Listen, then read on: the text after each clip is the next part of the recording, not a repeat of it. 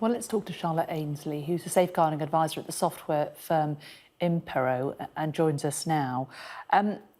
We've come a long way in a short time, haven't we, in terms of teaching children about computing, about social media, about staying safe. It now seems that pretty much all schools teach children how to remain safe and how to deal with it. But we're just not doing it quick enough, are we?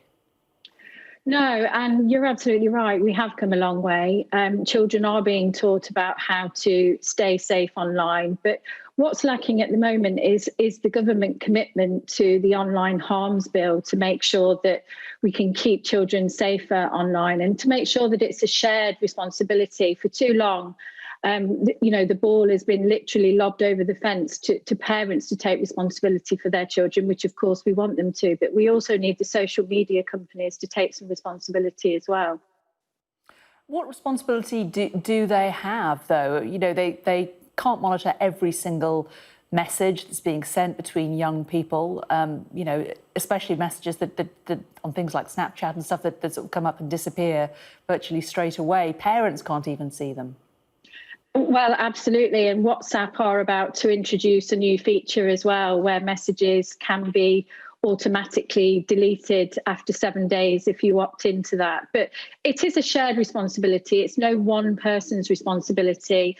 And we need children to be better educated about the risks to themselves online. But also we need parents and we need the social media companies to help us as well. We've seen this research showing that the numbers who are victims of bullying has really gone up over the last 12 months. Is this because of COVID? Is this because more people are stuck at home and are using online resources a lot more? Well, certainly the research that was commissioned by Impero Software, we found that 22% of children had suffered online bullying, but worryingly, 44% of those children who had suffered online bullying had suffered it in the last 6 months during the lockdown period. And we all know that we're all spending far more time online, whether that's to play games or to socialise, and also importantly to learn as well. So I think a lot of the behaviour is kind of being translated into the online environment, and children have got enough to deal with right now.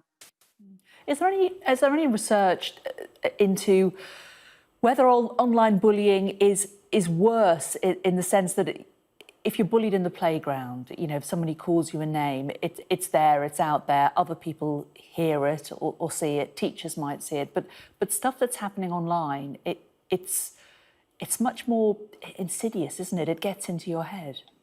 Yes, it can be. And of course, you haven't got the sanctity of going home after a day at school and you can kind of go into your bedroom or sit with your parents.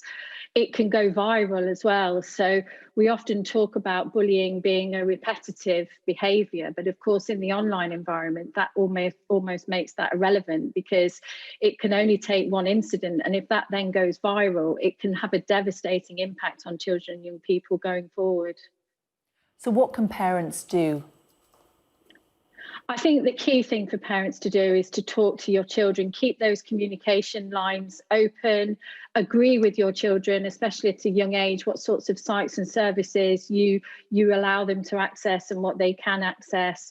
But keep those communication lines open and reassure them that if something does go wrong, they can always come and talk to you and you can try and work it out together. OK, Charlotte Aynsley, thanks so much for joining us. Thank you. Well, anyone feeling emotionally distressed or suicidal can call the Samaritans for help on 116 123 or email joe@samaritans.org in the UK.